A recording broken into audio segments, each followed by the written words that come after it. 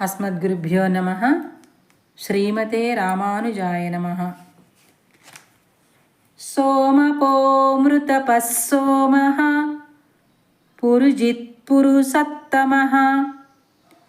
వినయోజయః సత్యసంధో దాశార్హः సాత్వతాం పతిః. ఓం సోమపాయ నమః. ఆ శ్రీరామావతారముననే అనేకములగు జ్యోతిష్ఠోమాది యాగములు చేసి తచ్చేషముగా సోమరసమును కూడా సేవించినవాడు. ఓం అమృతపాయ నమః. అగ్నిలో ఉంచబడిన నెయ్యి గాని పురోడాశము గాని మరి ఏ హవిస్సు గాని ఆ అగ్ని చేతను మంత్ర ప్రభావము చేతను అమృత రూపముగా మారుననియు అది శ్రీ మహావిష్ణువునకు చెందుననియు తెలియచున్నది. ఇట్లు అమృతముగా మారిన హవిస్సును ఆ స్వామియే స్వీకరించును కనుక అమృతపహ అనబడుచున్నాడు. ఓం సోమాయ నమః. ఆనందమయుడు కనుక తానే అమృత స్వరూపుడు అని సోమః అను నామము తెలుపుచున్నది. సోమమునకు అమృతము అని అర్థము. ఓం పురుజితే నమః. పురు లెస్సగా, జిత్ జయించినవాడు, వశపరచుకొనినవాడు అని అర్థము. శ్రీరామచంద్రుడు ఒక్కొక్క గుణముతో ఒక్కొక్క వర్గమును వశపరుచుకొనెను.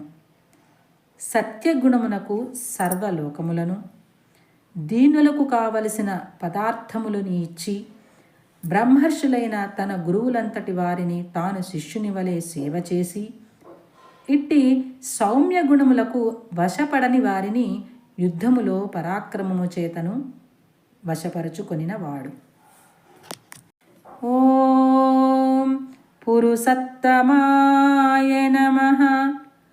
అనేకులైన తన భక్తుల యందు ప్రేమతో అతి సన్నిహితుడై ఉండువాడు. ఓం వినయాయ నమః.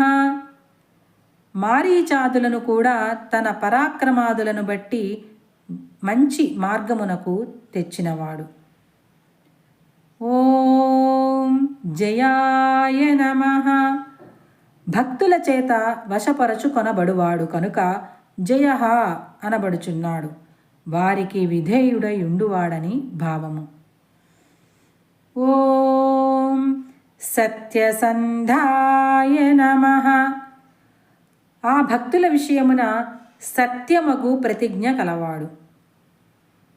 ఓం దాశార్హాయ నమః.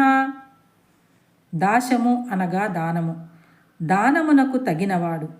భక్తులు తన సన్నిధిలో ఆత్మార్పణము చేయుట ఒక దానము అనగా శరణాగతి అని అర్థము.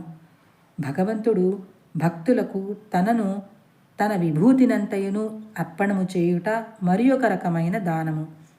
అట్లు కాక దానము చేయుటకు కూడా సమర్థుడే అని అర్థము. ఓం సాత్వతాం పతయే నమః. సత్ అనగా బ్రహ్మము. అట్టి బ్రహ్మము ధ్యేయముగా కలవారు సత్వంతులు. సత్వంతులు అనగా సత్వగుణము కలవారు అనగా సాత్వికులు.